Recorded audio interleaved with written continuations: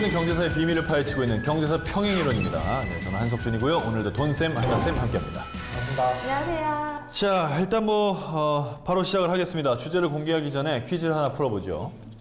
자, 퀴즈 담당 한나쌤. 최근 벌어진 미중 무역 전쟁으로 가장 피해를 입은 동물은? 여기 힌트. 동물이 네? 뭐라고요? 동물이 피해. 아니 이분의 외모 때문에 힌트가 아니라. 돼지. 아니. 힌트가 너무 쉬웠어요. 아니 돈쌤이라서. 돼지. 네, 아주 돈쌤이 돼지 닮았다는 소리는 절대 아닙니다. 네.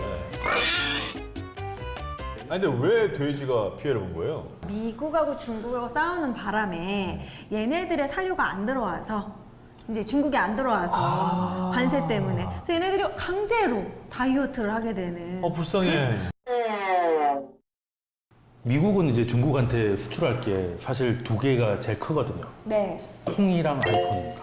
대두. 네. 우리나라도 근데 많이 가져오죠 콩. 중국 네. 가보시면 아시겠지만 두부도 정말 종류가 많고 콩 정말 많이 먹잖아요. 건두부. 네. 근데 사람이 먹는 건 아무것도 아니고 다 돼지들이 먹습니다. 대두에다가 생을 먹이니까 이게 비싸지잖아요. 네. 농민 입장에서는. 그래서 이제 거기에 들어가는 이제 함량을 좀 줄이는 거지. 그래서 이제 단백질. 돼지들이 이제 예전에 쌀밥 먹었다면 이제 보리밥 먹고 크고 있는 뭐 그런 상태라고 보시면 될 것 같습니다. 원래 이게 파는 쪽 사는 쪽이 딱 막히면 파는 쪽이 더 힘들어지잖아요. 돈을 못 버니까. 미국 농민들은 어떻게 반응합니까? 콩을 뭐 얼려둘 수도 없고 이거 뭐 어떻게 할 방법이 없잖아요. 네. 그렇죠. 그래서 농산물 가격이 엄청나게 떨어져서 지금 이제 미 행정부에 대한 이제 지지율이 많이 떨어지고 있는 것도 확인되고 있어요. 일단은 뭐 장사가 안 되니까요. 그러니까 이게 금지하면 서로 양쪽이 다 피해를 봅니다. 이렇게 양쪽이 네. 피해를 보는 가운데 말로는 세게 강펀치들을 서로 날리고는 있습니다. 자, 그래서 오늘의 주제는 미중 무역 쩐의 전쟁입니다. 미중 무역 전쟁이 이렇게 상기되기 시작한 어떤 그 순간 혹은 또 역사적인 배경 이런 게 좀 궁금하네요. 사실 이제 미국이 화나게 된 이유가 무역 적자를 보기 때문인데 사실 그게 또 중국의 영향도 있고 그리고 중국이 사실 엄청나게 베끼는 중국이 또 모방의 천재 아닙니까? 그러니까 자기네들 지적재산권을 건든다 해가지고 이제 이 때문에 화가 나게 된 거죠. 자, 그래서 이제 그런 기술 유출을 막기 위해서 시작하게 된 겁니다. 사실 미국의 중국에 대한 견제는 예전 행정부부터 좀 있어 왔어요. 근데 그 방식이 오바마 때랑 지금이랑 좀 굉장히 좀 다른 모습을 보여주는 건데 트럼프 대통령은 일단 지르고 보는 스타일. 네. 심지어 비행기에서 심심하다고 트윗하시는 분들. 일단 이 미중 무역 전쟁 시간 흐름으로 좀 살펴보겠습니다. 네. 먼저 2018년 3월 22일에 트럼프 대통령이 먼저 했죠. 500억 달러 규모의 중국산 제품에 25%의 관세를 부과하는 행정명령에 서명을 했고요. 그에 중국이 즉각적으로 보복 관세를 예고하면서 이제 전쟁이 본격적으로 시작이 됐습니다. 서로 2천억 달러 규모 또 600억 달러 규모의 관세를 부과하면서 무역 전쟁에 돌입을 했는데 그 미국이 중국에 내세운 쟁점은 뭐였습니까? 일단 뭔가 관세를 매기할 때는 명분이 필요하잖아요. 명분. 네. 그래서 첫 번째는 일단은 그 과도 무역 너희들만 돈을 번다. 이런 거죠. 그리고 두 번째가 돈을 버는 것도 좋은데 그 중국에다가 공장을 차리려고 하면 우리도 이제 현대자동차가 거기 들어갈 때 북경현대라고 하죠. 네. 북경에 있으니까 북경현대라고 하는 게 아니라 북경자동차와 현대자동차가 반반으로 들어가는 네. 거예요. 그래서 이렇게 되면은 뭐 어떤 문제가 생기냐면 같이 일을 하다 보면 기술이 넘어가게 돼 있어요. 네, 그래서 기술 이전을 제도적으로 강요해 왔다는 문제. 그리고 이제 중국 하면 우리가 뭐 TV나 이런 데 올라가면 이제 유튜브 이런 데는 못 올리잖아요. 저작권 문제 때문에. 이제 그런 거는 푹이나 이런 걸 해야 되는데 중국에 가보시면 아시겠지만 정말 잘 돼 있어요. 그리고 광고 수익 자기가 가져가죠. 네. 그러니까 그 지적재산권이 보호되지 않고 있다는 거. 네. 그리고 말씀하신 짝퉁 문제, 뭐 이런 것들, 그리고 농축산물, 그러니까 우리 것 좀 더 사달라는 문제도 있었고, 그리고 우리가 많이 겪었던 건데 관세를 때리면은 WTO에 제소할 수가 있어요. 네. 그래서 사드 때는 중국이 우리한테 관세를 매기진 않았어요. 그쵸. 대신에 관세 말고 다른 걸로 우리를 괴롭혔잖아요. 네. 자, 그런 걸 보고 비관세 장벽이라고 하는데 그런 거 하지 마라. 라는 게 주요 쟁점이었어요. 네. 근데 사실 이런 걸로 상대방을 괴롭힐 때는 원래 이게 뭐 지적재산권 문제도 그래요. 저쪽 기술이 그냥 너무 하찮을 때는 그런 거 걸지도 않아요. 근데 이런 거 한다는 거 자체가 그럼 미국이 중국의 기술을 조금 두려워하기 시작했다 이렇게 봐야 되는 건가요? 예전 건을 하는 거는 상관없습니다. 오히려 중국이 잘 뺏겨서 싸게 물건을 만들어주면 오히려 물가도 잡히는 것도 있으니까요. 근데 우리가 오늘 이 경제사 평행 이론을 하는 이유가 우리의 삶에 관심이 있는 또 영향이 있는 그런 경제적인 내용들을 공부하자 이건데 미중 무역 사실 너무 큰 담론이라 우리랑 별로 관계가 없는 것 같거든요. 이건 도대체 우리랑 무슨 관계 있는 거예요? 네. 근데 사실 엄청나게 관계가 있죠. 큰 고래들끼리 싸우든지 말든지 뭐. 근데 이제 그 고래 싸움에 새우 등쳐진다고 하는데 네. 우리는 아예 고래 배 안에 있다고 봐도 될 수준입니다. 맞아요. 우리나라는 제조업 중심의 수출 중심 국가잖아요. 네.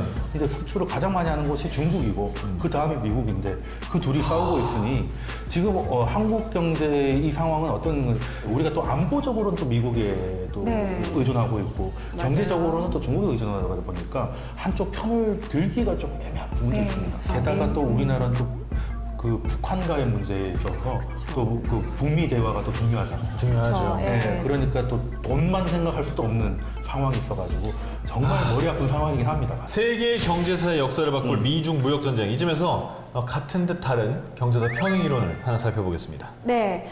여러분들이 평행이론을 짚어보기 전에 이게 체크할 사항이 있어요. 사실 미중무역을 누가 먼저 시작했을까요?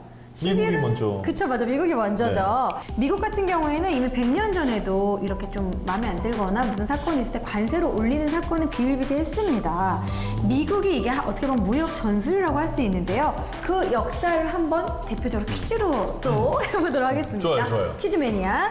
자, 1929년 경제 대공황 때 미국은 자국민을 보호하기 위해서 수입 품목의 관세를 부과하는 법을 도입했는데요. 이 법의 이름은 무엇일까요? 아, 제가 이거는 아시나요? 잘 모릅니다. 아, 네. 1929년에 안 태어났어요. 아, 네. 이거는 네, 돈쌤이 아실 것 디플레이션. 같은데? 네.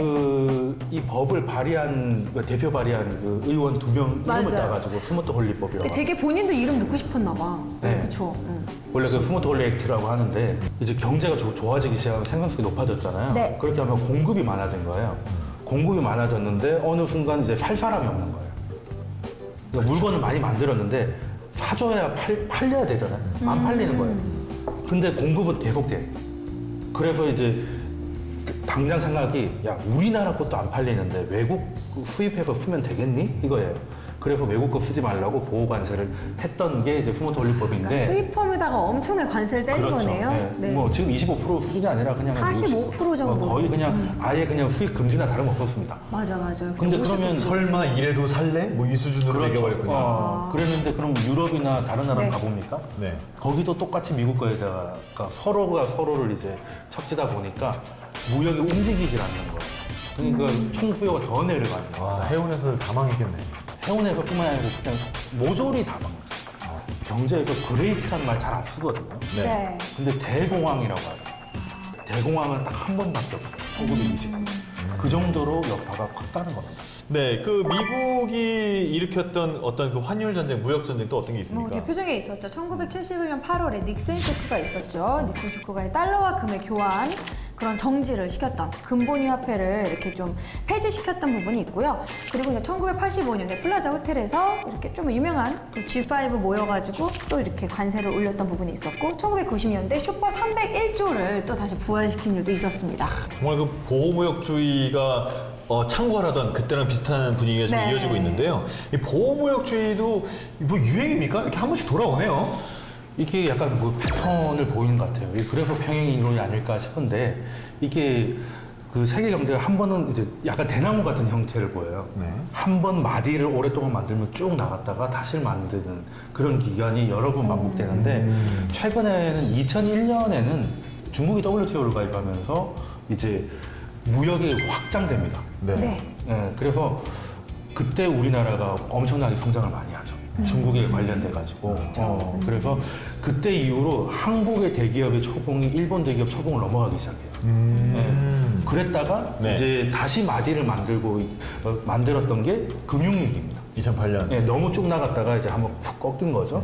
예, 그러면서 다시 이제 그 위기를 넘기고 10년을 와서 지금 또 마디를 만들고 있는 게 보호무역인데 사람이 배가 고파지면 이제 내가 먹을 게 중요하지 남 생각 안 하잖아요. 예, 먹을 게 많을 때는 서로 나눠 먹고 하다가 웃으면서 먹죠. 네, 그러다가 좀 떨어진다 싶으면 이때부터 이거 내 거야 이렇게 되는 거고 너 넘어오지 마 그게 관세가 이게 돼요. 경제사의 법칙대로 이렇게 가는 예, 거네요. 그래서 호황기. 사이클이 있는 겁니다. 아, 매듭 좀 빨리 맺어졌으면 좋겠네요. 네. 자, 주제와 관련된 넘치는 정보 혹은 뒷담화, 진실 같은 오해를 다루는 코너 속의 코너, TMI 경제사입니다. 오늘 궁금한 걸 제가 좀 들고 왔는데, 루즈벨트 대통령이 하루에 3.8리터 1갤런의 커피를 마신 이유가 무역전쟁 때문이다?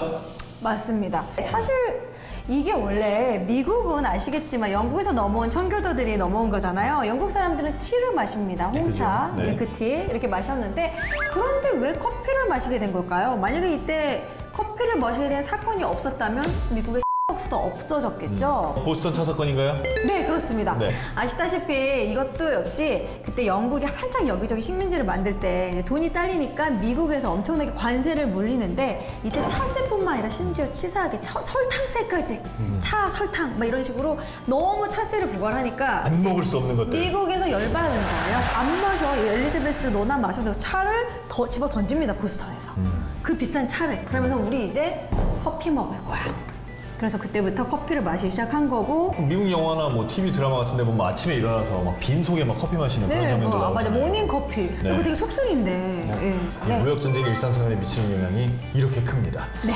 더 보고 싶고 더 듣고 싶은 경제사 평행이론, 오늘은 미중 무역 쩐의 전쟁이라는 주제로 얘기를 나눠봤습니다. 공식 질문입니다. 그러면 미중 무역 전쟁이 내 통장에 미치는 영향은?